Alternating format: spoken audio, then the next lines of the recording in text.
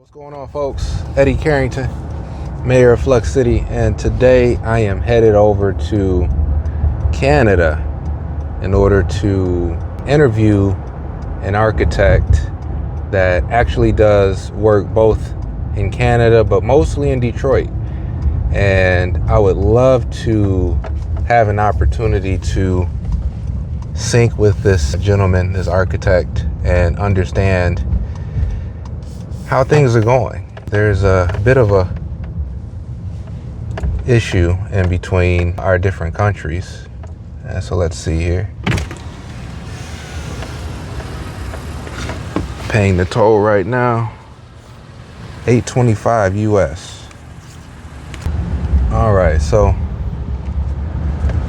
once again, headed over to Canada to really have an opportunity to understand things like what something like the potential tariffs that are supposed to go on in effect April 2nd, which is tomorrow. So the tariffs are supposed to be in effect tomorrow, April 2nd, between Canada and the US. It's an interesting time with regard to the relationship between America and Canada, who has been a staunch ally for America for years, and for the relationship to have faltered in this capacity so quickly is a bit of a concern for me as an American who lives in Detroit, who really enjoys Canada. I'm a big fan of Windsor even. Windsor has a lot of great food, good people. It's a really, really cool place to go outside of the city of Detroit if you're looking for an adventure. You can hop in your car and you're literally in a completely new country in less than 15 minutes. Typically in less than 15 minutes. I'm not sure if the souring relationship between the countries has affected the process time of kind of getting back and forth from one country to another. I'm hoping that I don't run into too much of an issue trying to cross over the border, but we shall see. But once again, big fan of Canada. I used to come over here and party all the time when I was a youngin', especially due to the fact that we were able to get over here and drink at the tender age of 19. So pretty intriguing overall experience, to be honest. But let's see how this goes here.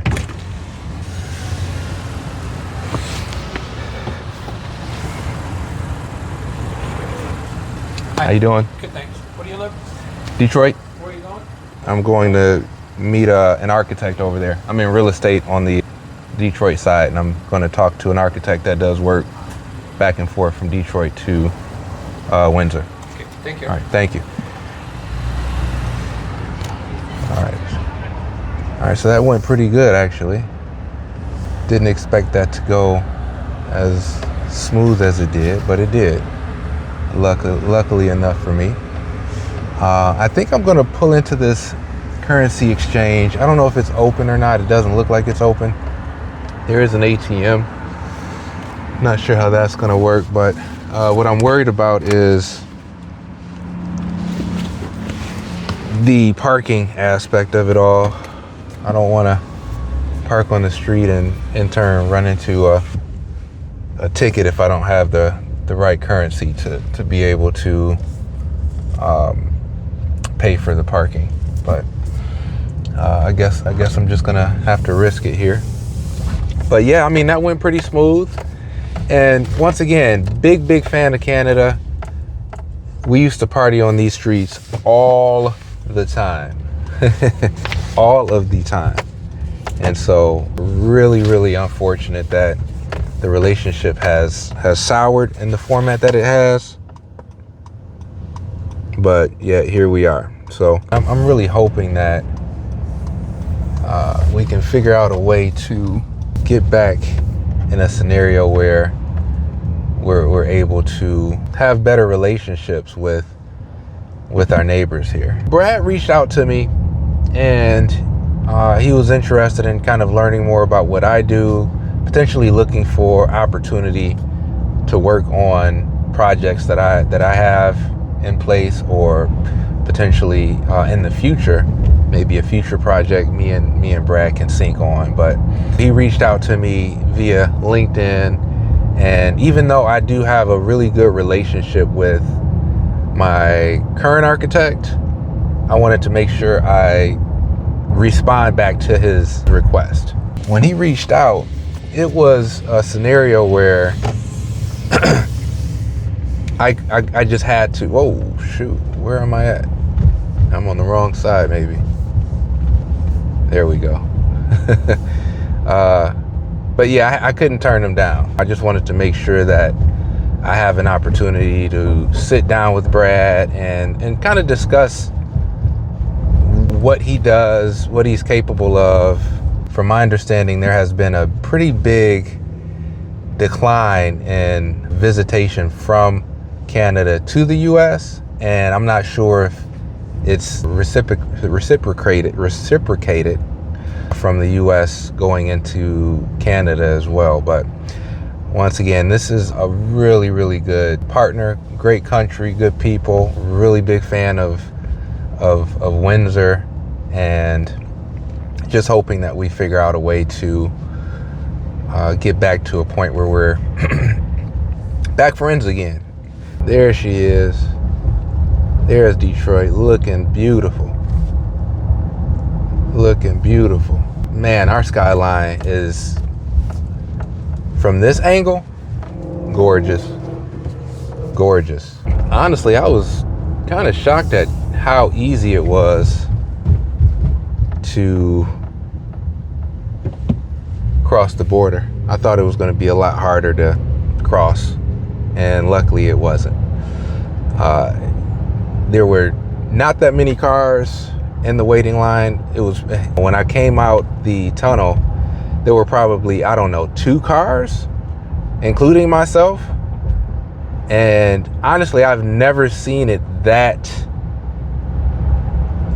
easy to cross the border into Canada. That was a first for me. That was a first. Being able to cross that simply is usually not the case. Usually it's at least a good 10-minute wait, but luckily it was a pretty simplistic format to cross. But there she is.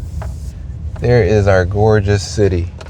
Look at how beautiful the city of Detroit is from this angle. So right now I'm over on the Windsor side of the Detroit River, and this is their river walk. They call it Riverside Drive. Really, really stunning views of the city of Detroit. And of course, you can see the beautiful GM building standing tall. And once again, I'm really hoping that we can figure out a way to get back on good terms between both the US and Canada. Not exactly sure what that may look like in the future, but things have took a 180 due to the current administration and their focus on putting America first. I just really enjoy seeing Detroit from this lens, and kind of experiencing the ability for us Detroiters to have a whole nother country in our backyard. And not only Windsor is a place to experience, and it may not necessarily have all the bells and whistles as, let's say, a Toronto, but Windsor is a pretty nice place to come chill out, maybe enjoy the fireworks from this side when the fireworks do come later on this year, and also having an opportunity to go to places like Toronto, which is a roughly 4-hour drive. Sometimes I contemplate if I'm going to Chicago, or if I have the patience for a 4-hour drive, it's either Chicago or Toronto. And I'm a big fan of Chicago, but Toronto is a close second due to the diversity and the experiences that you can partake in that city as well. But really from a developer's standpoint, I'm interested to see how this architect, how Brad is looking at possibly how the souring relationship between these two countries may affect his business. He has a lot of work that he's done in the city of Detroit, more specifically, that I'm assuming still can and will continue on. But what happens when it comes to those types of relationships, when politics of a country kind of intervene and create some type of barrier and resistance when it comes to doing work in different places? Is your customer base now starting to look at America First architects due to the current politics of the world, and therefore that may limit your ability to continue to grow your business over in the States as you were able to in the past?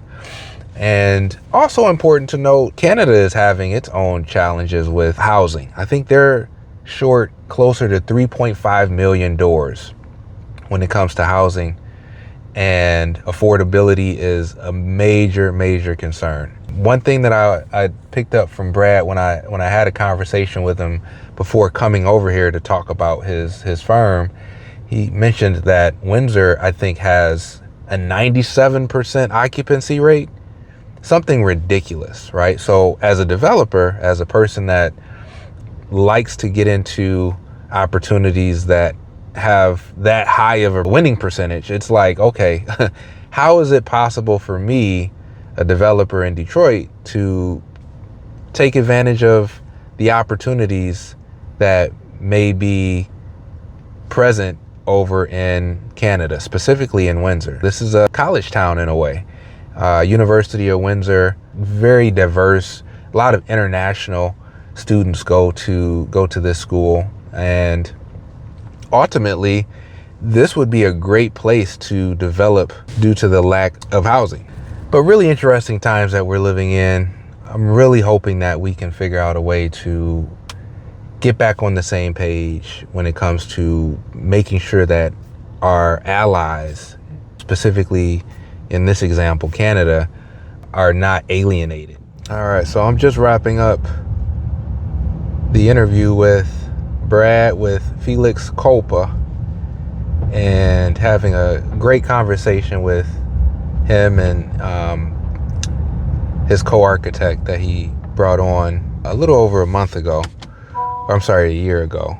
But what an amazing opportunity to just talk Detroit and Windsor, two of my favorite places, two of some of my favorite places, and getting perspective from my counterpart and buddy over here in Windsor about the ongoing trade war and what that could ultimately do to development in both towns, right? In both cities, in both countries.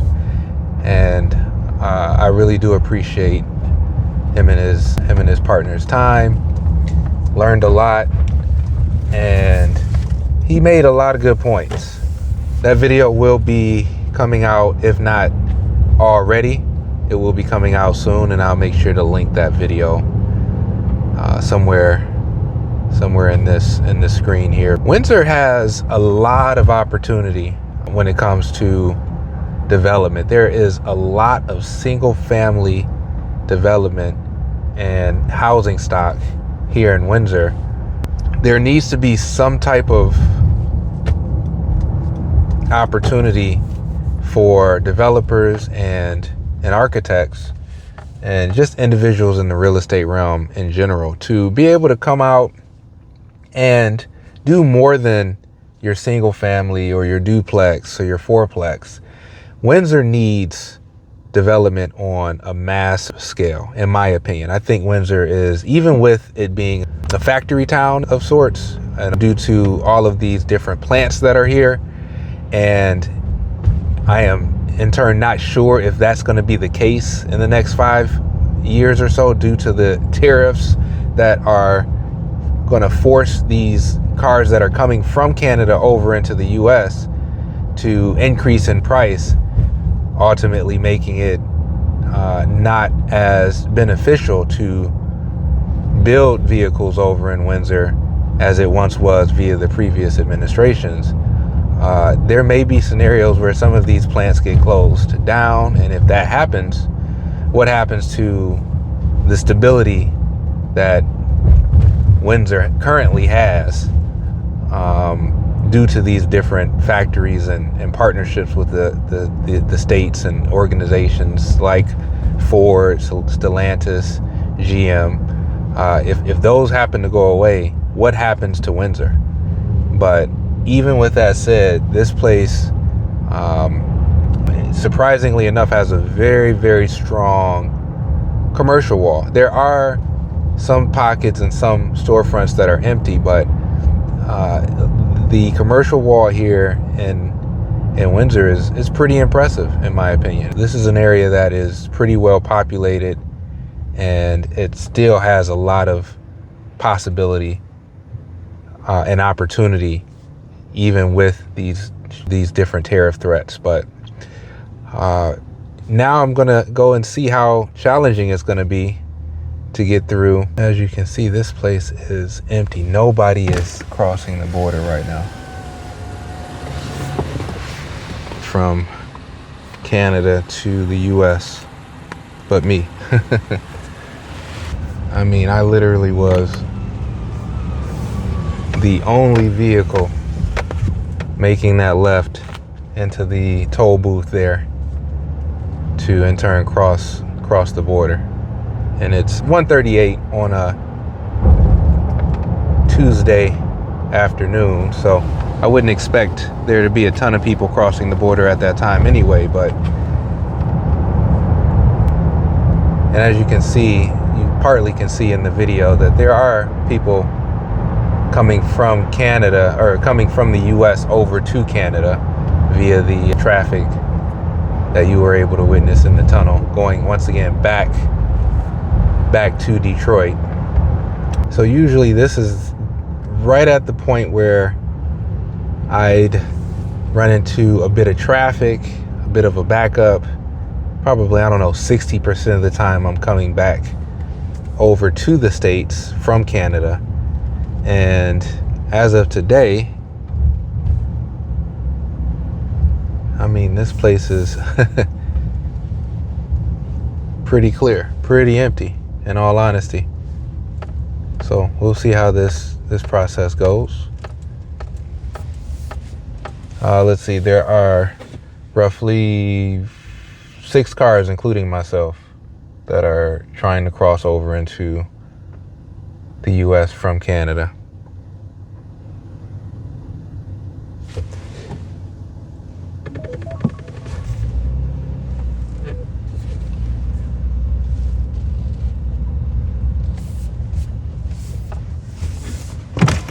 How you doing? Good. How about yourself? Good. Can you throw this back window for me too? Yep, absolutely. You got baby with you? I'll just grab you. Okay, yep. You can raise the window. Okay. Where you coming from? I had a meeting with an architect over here. The plates are from Michigan, right? Yes, sir. All right, Yep. Nevada. Give me 1 second. Nevada. Bring it back anything at all? No, sir. All right, let me just check the tailgate. I'll get you Okay, back. all right.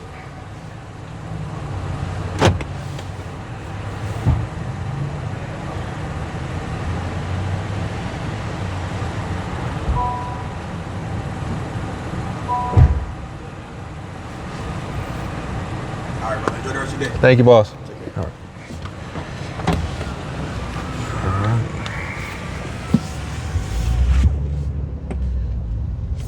All right, looks like we were able to get back with not too much of a